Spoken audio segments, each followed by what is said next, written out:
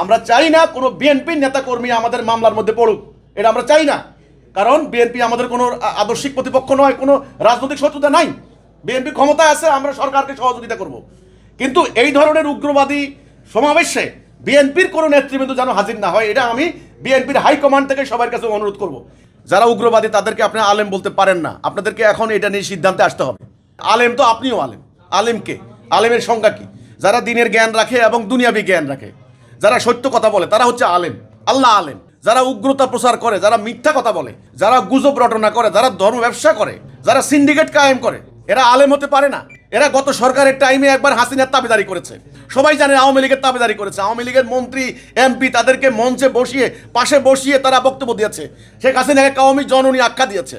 এবার যখন শেখ হাসিনা বিপদে পড়েছে, শেখ হাসিনার লাত্তি মেরে এরা শেখ হাসিনার বিরোধিতা করেছে। এরপরে গত নির্বাচনের আগে হঠাৎ করে এরা বিভিন্ন দলের মধ্যে বিভিন্ন ইসলামিক সংগঠন অমুক কাফের, যেমন ধরেন এই যে জামাত কাফের, জামাতরে ভোট দিলে ইমান থাকবে না, এই একটা ফতোয়া দিয়ে দিল। তো কাজে এরা আজকে অমুক কাফের তমুক কাফের এই জাতির ভেতরে এগুলো সেগুলো করছে। তাদের একটা সিন্ডিকেট আছে, এরা ওয়াজ করে ভাত খায়, এরা বিভিন্ন মাদ্রাসা কায়েম করেছে, এরা হিজবুত তৌহিদকে টার্গেট করেছে।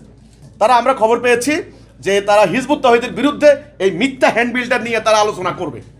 এখানে তারা করুক, কিন্তু মিথ্যাচারের বিরুদ্ধে সরকারকে আইনগত ব্যবস্থা নিতে হবে। আমি এখানে বিএনপিকে বলবো, বিএনপির কোনো নেতাকর্মী যেন এই উগ্রবাদীদের সমাবেশে যোগদান না করেন। সেটা হলে কিন্তু দায়, পরবর্তীতে যদি কোনো ঘটনা ঘটে তাহলে বিএনপির যারা যাবেন তাদেরও দায় আছে। আর আমরা আশঙ্কা করছি যে এই ধরনের সমাবেশ করে করে করে করে প্রথমে তারা আলোচনা করবে, মিটিং করবে, পরে নির্দিষ্ট দিনে আমাদের বাড়িঘরে তারা হামলা করবে। এই পর্যন্ত তারা করেছে, এইবারে কিন্তু আমরা ছাড়বো না। কিন্তু কাজে আমরা যদি আইনগত স্টেপ নিতে যাই, আমরা চাই না কোনো বিএনপি নেতাকর্মী আমাদের মামলার মধ্যে পড়ুক, এটা আমরা চাই না। কারণ বিএনপি আমাদের কোনো আদর্শিক প্রতিপক্ষ নয়, কোনো রাজনৈতিক শত্রুতা নাই। বিএনপি ক্ষমতায় আছে, আমরা সরকারকে সহযোগিতা করব।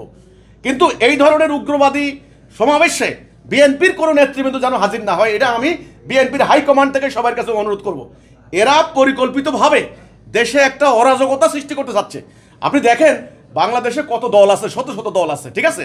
সরকার চেষ্টা করছেন একটা শান্তিপূর্ণ অবস্থা কায়েম করতে চাচ্ছেন, সরকার প্রশাসন ডিসিএসপি। মাঝখানে এরা ঢুকে এই মোল্লাগুলি, এই কওমি মাদ্রাসার এগুলা, এদের কোনো কাম নাই খাইয়ে দেয়া। এরা হিজবুত তৌহিদকে টার্গেট করে এবার হিজবুত তৌহিদের বিরুদ্ধে নামছে। আর কোনো ইস্যু নাই আপনাদের, ইস্যু একটাই, হিজবুত তৌহিদের বিরুদ্ধে। কেন? সারা বিশ্বে মুসলমানদের উপর জুলুম হচ্ছে, এটা নিয়ে কথা বলেন না কেন? রাষ্ট্রে আল্লাহর বিধান চলে না, এটা নিয়ে কথা বলেন না কেন? হলো হিজবুত তৌহিদ। কারণ তারা তাদের ধর্ম বাণিজ্যের অন্তরায় মনে করছে হিজবুত তৌহিদকে।